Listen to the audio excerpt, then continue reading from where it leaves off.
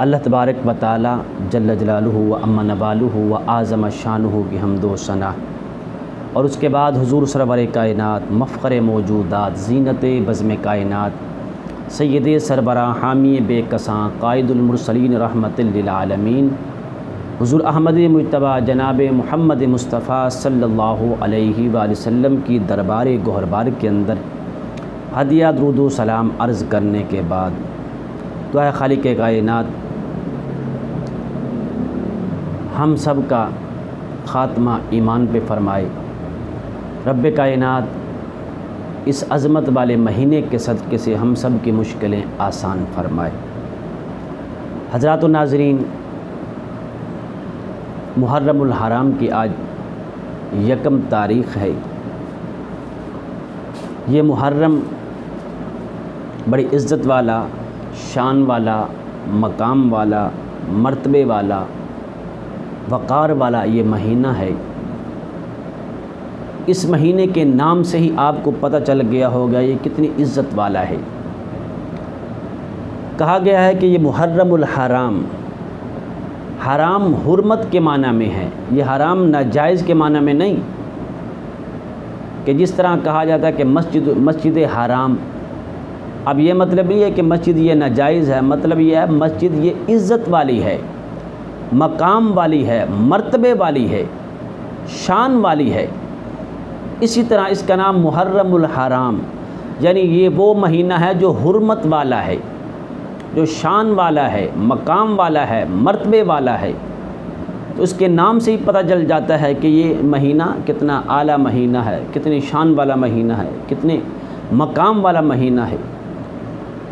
اس مہینے کے اور بھی 2 نام علماء کرام نے اپنی کتب کے اندر لکھے ہیں کہ اس کا ایک نام شہر اللہ، اس مہینے کا نام محرم الحرام کا ایک نام شہر اللہ بھی ہے، کہ اللہ کا مہینہ، کہ اس کے اندر کوئی تبدیلی نہیں ہو سکتی،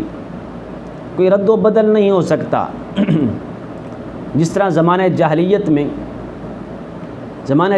میں بھی اس مہینے کا بڑا ادب و احترام کیا کرتے تھے، بڑا ادب و احترام کرتے تھے اس مہینے کا، کہتے تھے یہ حرمت والا مہینہ ہے۔ اور اگر زمانہ جاہلیت میں کہیں جنگ ہو رہی ہوتی اور درمیان میں یہ مہینہ آ جاتا، جنگ ہو رہی ہے، وہ لڑائی ختم کر دیتے تھے، کہتے تھے بھائی سب کچھ ختم، کیونکہ یہ حرمت والا مہینہ آ گیا ہے، یہ عزت والا مہینہ آ گیا ہے، یہ شان والا مہینہ آ گیا ہے، وہ لڑائی ختم کر دیتے تھے۔ اگر لڑائی طول پکڑ جاتی، بہت زیادہ لڑائی بڑھ جاتی، تو پھر کیا کرتے تھے؟ پھر کہتے تھے چلو ٹھیک ہے، لڑائی تو نہیں روکیں گے کیونکہ لڑائی بہت زیادہ بڑھ گئی ہے، اب یہ مہینہ سفر کا ہے تو اگلا مہینہ جو ہوگا وہ محرم کا ہے۔ ایسے وہ بدل دیتے تھے مہینے کی، کہتے یہ مہینہ جو ہے یہ مہینہ سفر کا ہے، جو اگلا سفر کا ہوگا وہ محرم کا مہینہ، وہ حرمت والا مہینہ ہم منا لیں گے، تو لہٰذا لڑائی جو ہے وہ ختم نہیں ہو سکتی، تو لڑائی جاری رہے گی، لڑائی جاری رہتی تھی۔ تو جب زمانہ جاہلیت میں ایسا ہوا تو پھر رب کائنات نے قرآن مجید کے اندر ارشاد فرمایا انما النسیء زیادۃ فی الکفر، مہینے کو مؤخر کرنا صرف کفر میں ہی زیادتی ہے۔ زمانہ جاہلیت میں ایسا کرتے تھے، مہینوں کو بدل دیتے تھے، تو اس لیے یہ مہینہ، اس مہینے کا نام شہر اللہ، اللہ کا مہینہ، اور ایک اس مہینے کا نام شہر اللہ الاصم، یعنی اس مہینے کے اندر تلواریں رک جاتی تھیں، تلواروں کی آواز سنائی نہیں دی جاتی تھی، ہتھیار لوگ ڈال دیتے تھے کہ یہ حرمت والا مہینہ آ گیا، حرمت والا مہینہ آ گیا ہے، یہ شان والا مہینہ آ گیا ہے، تو لہٰذا تلواریں بند، تیر بند، ہتھیار نیچے گرا دو، لڑائی ختم کر دیتے تھے۔ اس وجہ سے اس مہینے کا نام شہر اللہ الاصم بھی ہے، یعنی یہ وہ اللہ کا وہ مہینہ ہے جس میں ہتھیار کی آواز جو ہے وہ سنائی نہیں دی جاتی تھی، بہرا مہینہ۔ اس مہینے کی بڑی شان ہے، بڑا مقام ہے، بڑا مرتبہ ہے، تو اس لیے رب کائنات نے ارشاد فرمایا والفجر ولیال عشر والشفع والوتر، کہ رب کائنات ارشاد فرماتا ہے کہ والفجری ولیال عشر، اور فجر کی قسم ہے اور 10 راتوں کی قسم ہے۔ اب اس کے اندر مختلف اقوال ہیں، مختلف قول ہیں کہ والفجر سے مراد کیا ہے، یہ کون سی فجر مراد ہے۔ اس کے اندر کئی اقوال ہیں۔ کسی نے یوم النحر کی یعنی جو قربانی کی جو پہلی فجر ہے وہ مراد لی ہے، اور کسی نے یہ رمضان شریف کے جو آخری عشرہ ہے، یہ رمضان شریف کی پہلی رات ہے وہ مراد لی ہے، اور کسی نے اس سے مراد اور بھی اقوال کی ہیں، ذوالحجہ کی جو صبح ہے وہ مراد لی ہے۔ اور ایک قول یہ ہے کہ اس فجر سے مراد کون سی فجر ہے، تو فرماتے ہیں اس فجر سے مراد شعب ایمان کے اندر امام بہقی نے اس بات کو لکھا ہے، اور حضرت عبداللہ بن عباس رضی اللہ تعالی عنہما بیان فرماتے ہیں کہ والفجر سے مراد کیا ہے۔ فرماتے ہیں والفجری ولیال عشر کی تفسیر کرتے ہوئے فرماتے ہیں فجر سے مراد محرم کی صبح ہے جو سال کی پہلی فجر ہوتی ہے، کہ نئے سال شروع ہے، اسلامی نیا سال محرم سے شروع ہوتا ہے، تو لہٰذا اس کی جو پہلی فجر ہوتی ہے، رب کائنات فرماتا ہے مجھے اس پہلی فجر کی بھی قسم ہے۔ اس مہینہ، یہ مہینہ بڑی شان والا ہے، بڑے مقام والا ہے۔ رب کائنات فرماتا ہے کہ اے لوگو اس سے اندازہ لگاؤ کہ اس نئے سال کا جو پہلا مہینہ ہے اس کی جو پہلی فجر ہے مجھے اس فجر کی بھی قسم ہے۔ اس سے آپ اندازہ لگا سکتے ہو کہ اس مہینے کی شان کتنی ہے، مقام کتنا ہے۔ شعب ایمان کے اندر حضرت عبداللہ بن عباس رضی اللہ عنہ فرماتے ہیں کہ اس فجر سے مراد ماہ محرم کی، محرم الحرام کی جو پہلی فجر ہے، جو سال کی پہلی صبح ہے، رب کائنات نے اس فجر کی قسم کھائی ہے کہ مجھے قسم ہے نئے سال کی پہلی فجر کی۔ اور آگے فرمایا ولیال عشر، اور مجھے قسم ہے 10 راتوں کی۔ اب یہ 10 راتیں کون سی ہیں، ان سے کون سی 10 راتیں مراد ہیں، وہ کون سی 10 راتیں ہیں، اس کے اندر بھی مختلف اقوال ہیں، مختلف قول ہیں، لیکن ایک قول یہ ہے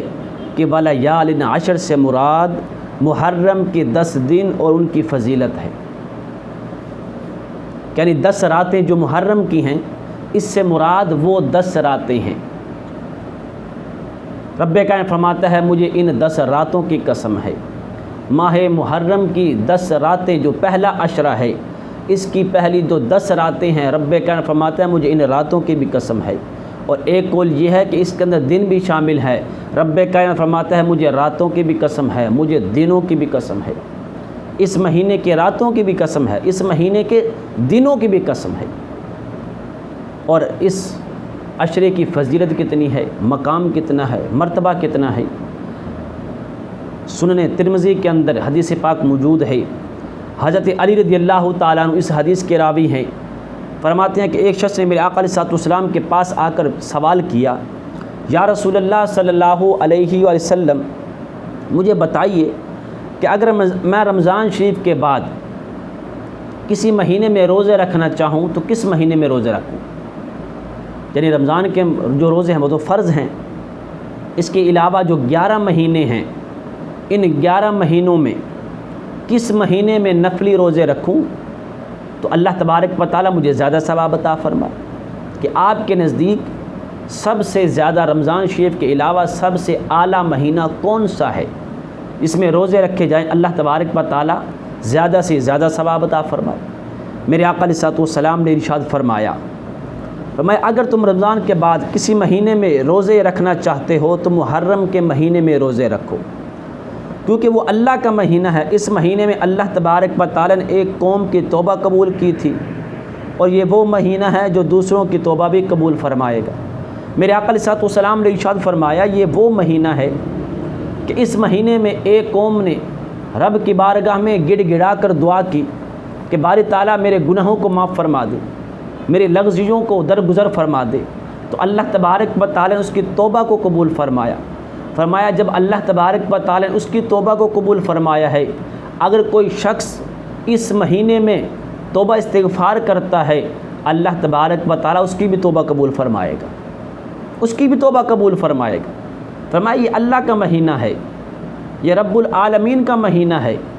وہ رب العالمین جو اپنے بندے سے 70 ماؤں سے بڑھ کر پیار کرتا ہے، یہ اس کا مہینہ ہے